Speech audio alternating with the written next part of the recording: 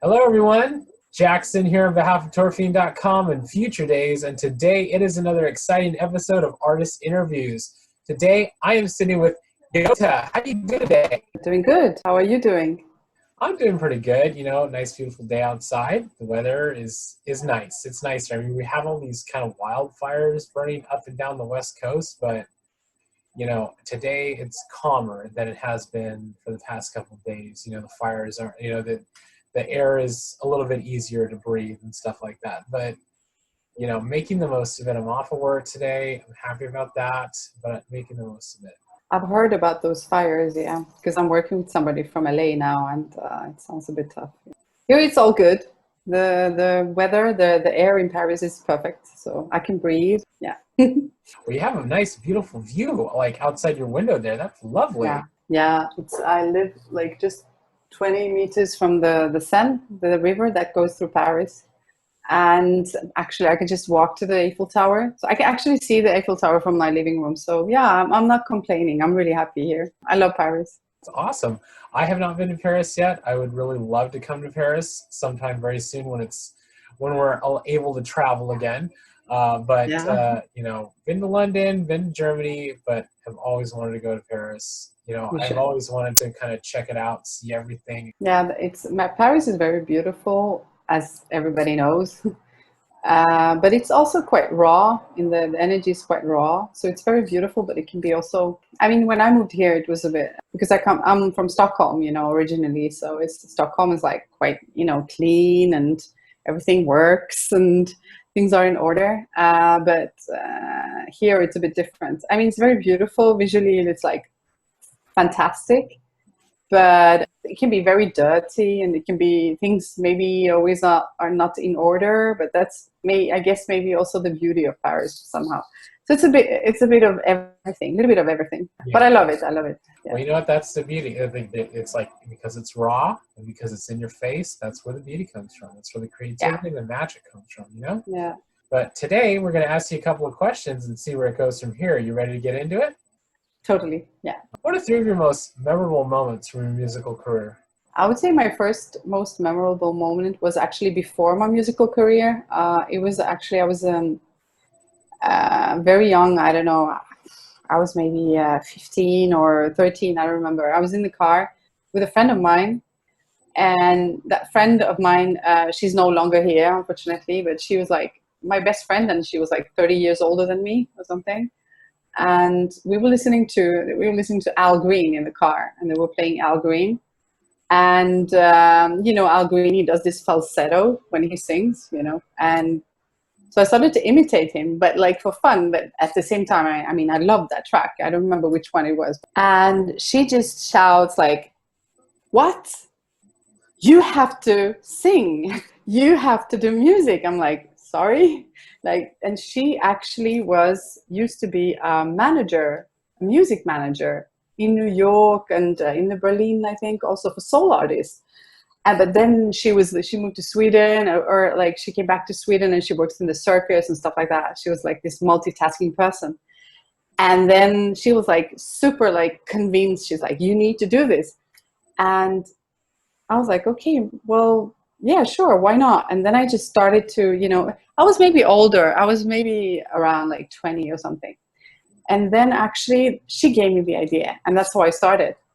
So that's like the start. And then the second one, there are many memorable moments, but I would say it's when I actually like recorded something and I sent it to this producer in Sweden called Håkan Lidbo. He's very known in Sweden. He's a really good producer.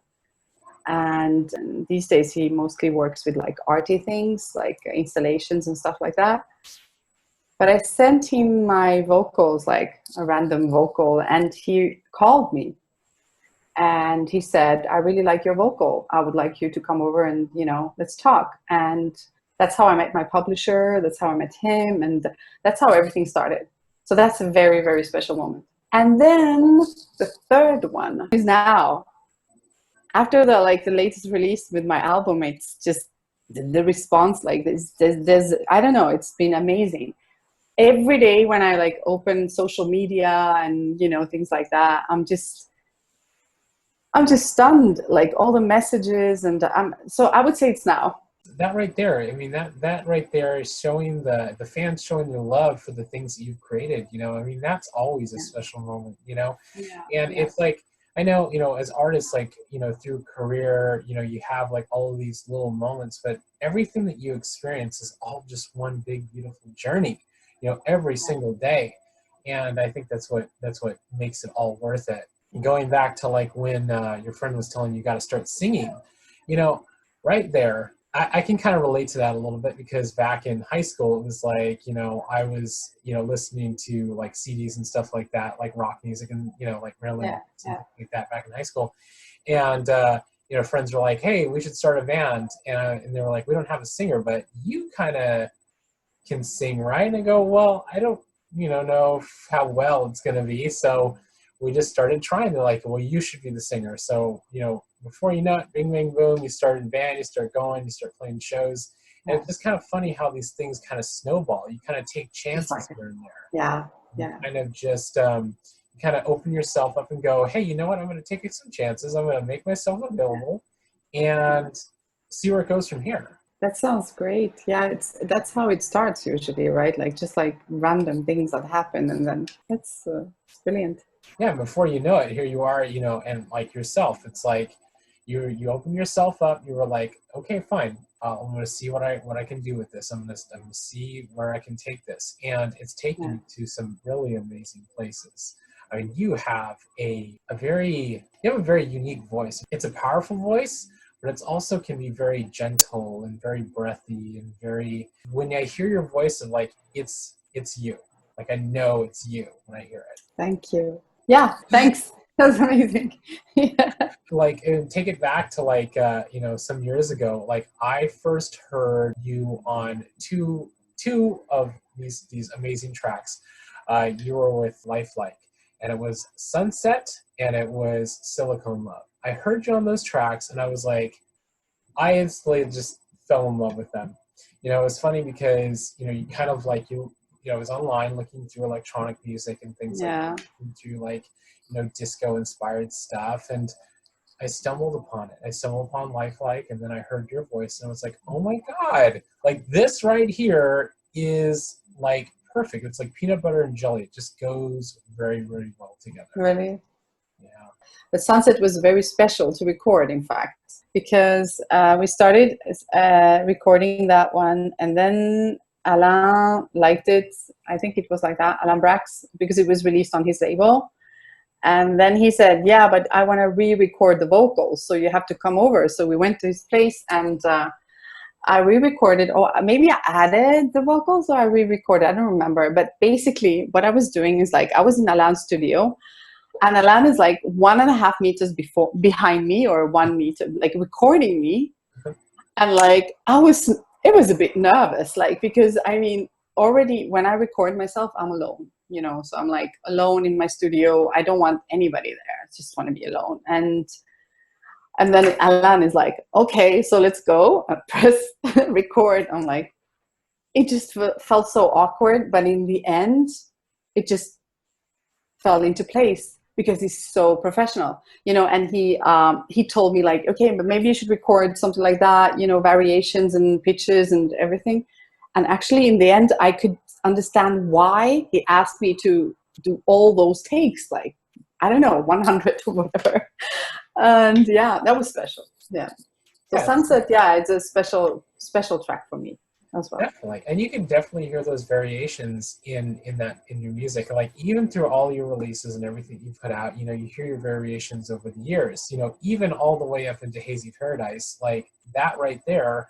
We're gonna get into this in a minute, but I'm telling you, like you can hear all of the different sides of you and all your different ranges that you have, and I think that you Yeah. get around really, really well in those spaces. Oh, thank you. So you did pay attention to that. You can hear that. Oh Yeah. yes, definitely, definitely. And that's the thing, because it's like, you know, as a vocalist, it's like that right there is the instrument. You know what I mean? That right there is the instrument. And, you know, when you think of like a guitarist or a synth player or, you know, keyboardist, whatever, it's like you have all these instruments to create, you know, use your creativity on, and you can always like do different variances and stuff like that. But with a vocal cords, it's like you have all of this to play with, and you're using your diaphragm to make it all work. So I think that when you break out and you kind of explore different avenues and you really kind of like open up to your full potential, you can go some amazing places vocally. I can hear that you sing. Oh yeah, a little bit.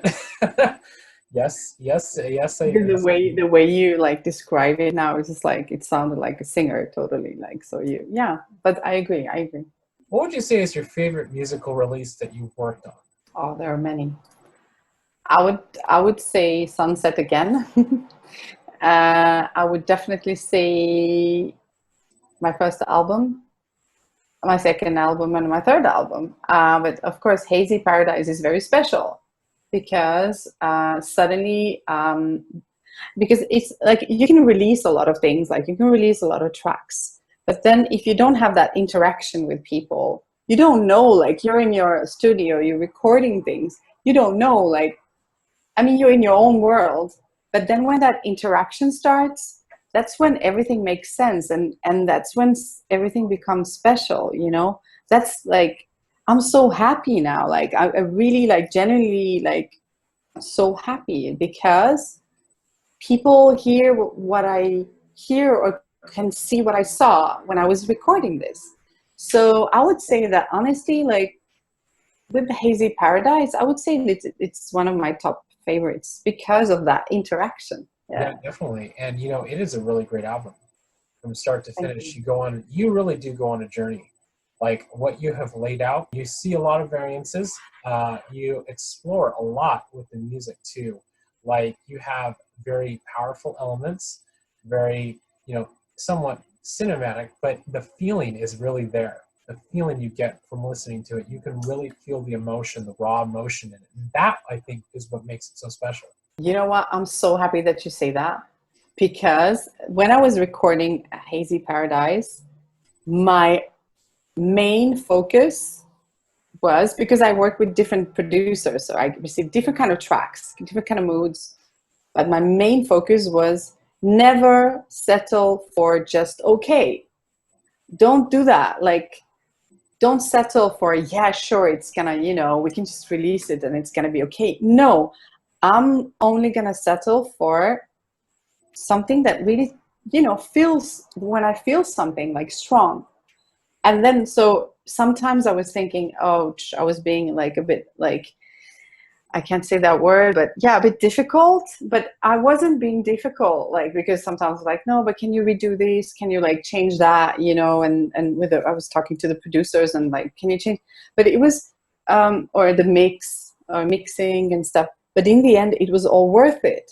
Or when I was like, sometimes it felt like going uphill because when you have to deliver something on a level that you set yourself, then I mean, it can be easy to have the idea, yeah, I'm going to deliver, but once you're there, you really have to do it also. And what I did with this album is that I really, really made an effort. I'm like, never settle for just okay. So I think, and now it seems like I get a lot of like appreciation. I mean, the things that you say now, I'm really happy to hear that. I'm like, wow, I'm stunned. So it was all worth it. Yeah. You know, you have to as an artist, you have to push, you know what I mean, every time, because you are releasing who you are inside. You really are. When you open that up to the world, it's like, I think it's our responsibility as artists to give it our all every time. Yeah. You know, it's like when you, especially like even if you're an actor, any type of form of art that you do, whether it's writing, acting, doesn't matter. You have to give it your all every time. You know, even when you're performing live on a stage, it's like you leave your heart and soul up there on that stage every time. That is so true. And in a release, when you put out an album, it's like you are giving 100% your energy. Yeah. And people will pick up on that. People will relate to that. And it will help them through a lot of their tough times that they have going on in their lives.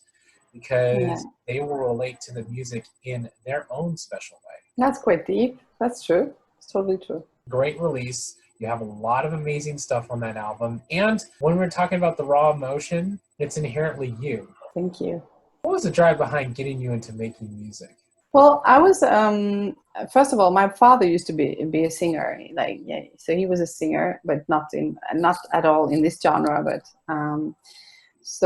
and my sister is a very good singer as well, but she's not working as a singer, but she has a fantastic voice.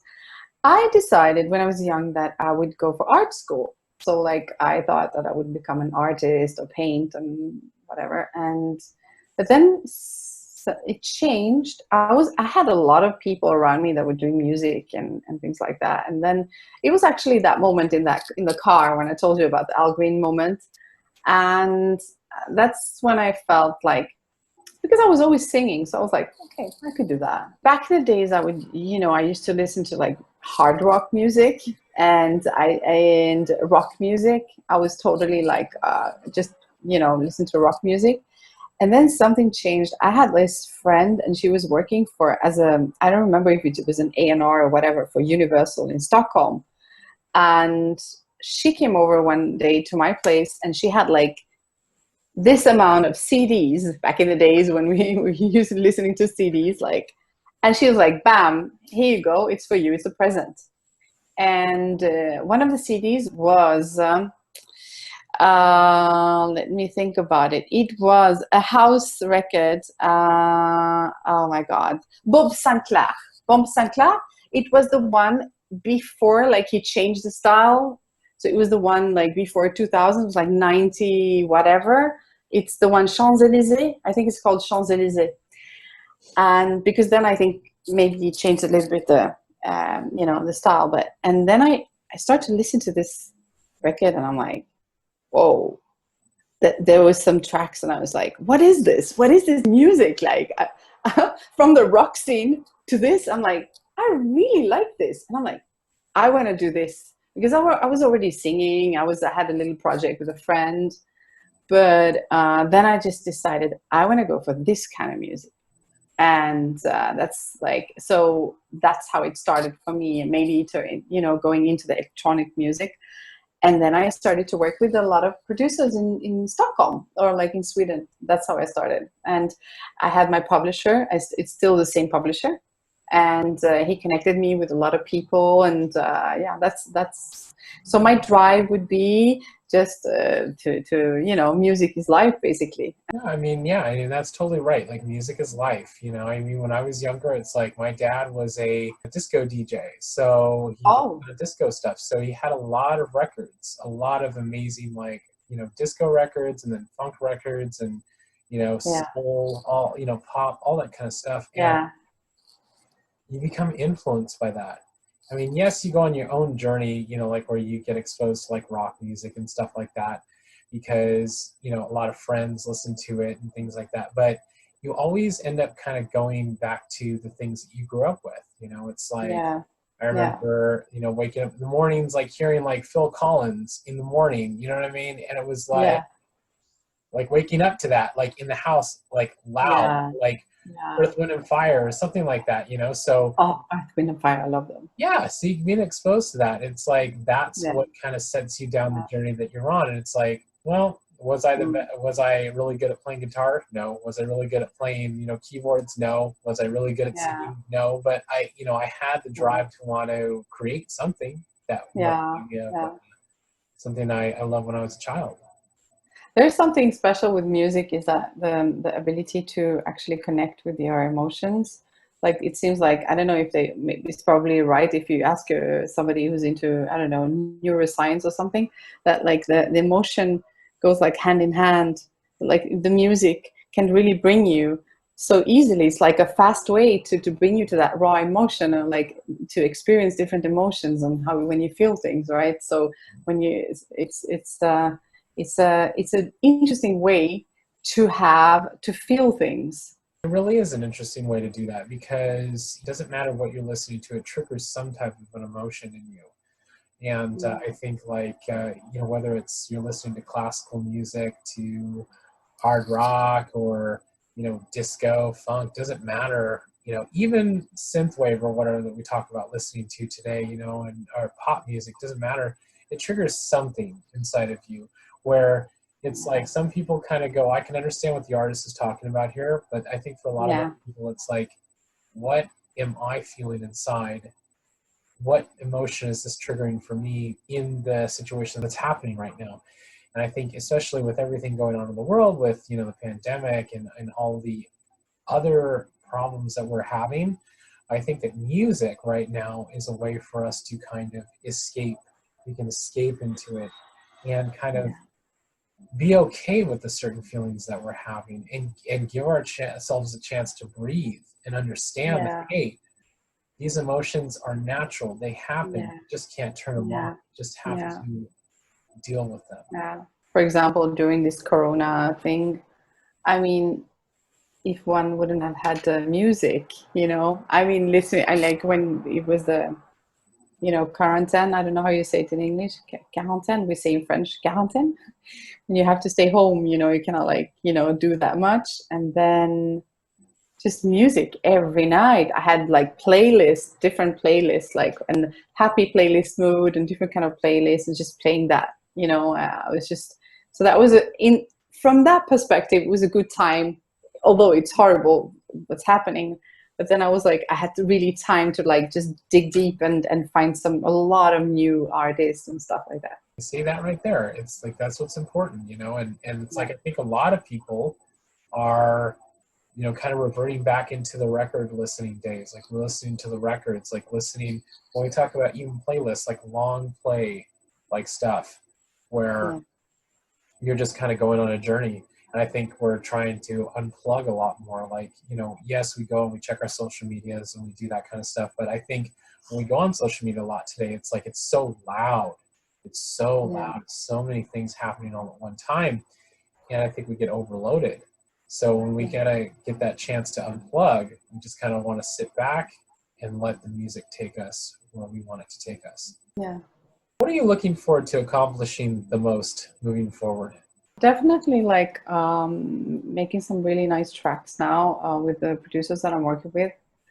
I have different projects going on now. Before I'm gonna start with my album, like another album, I want to do some little different projects. One of them is working with a guy from All the Damn Vampires. We are doing like some really interesting things. So we're working on an EP that we're gonna release in near future, which is gonna, so I'm really looking forward to that one because the sound is it's a bit dark. It's still synthwave, but it's dark. I'm sure you will like it. And then I'm working also with some other people, and it's going to be a little bit of a surprise, maybe. But I'm working with some other people, and so that's what I'm doing. And then getting started with the album. And I know that when I start with the album, I really need to be focused. Like, you know, I need to be prepared. I'm setting the level. I'm trying to set the level high. And so that's my main goal right now, basically. And try to make an album that you guys will like. I hope. So that's my main goal. Yeah. And the producers on that one, I mean, I didn't start yet, but I think I will have the same producers, but maybe with some new ones as well. If somebody out there has a really nice sound and, you know, sounds a bit like, you know, the guy who made Moon Boy, like Douze, it's a French guy. If somebody makes music that sounds like Moon Boy, send it to me and I will have a listen. You guys heard it here, right here from YOTA, right here, everybody. Right here on the show, send it to her, get it out to her, hit her up, contact her. She's looking, she's on the lookout for it. Exactly. Yeah. But those you know, those sound like some awesome things that are coming very soon. I'm looking forward to that because I know it's going to be great because it's you. I mean, you all. Oh, that's so nice.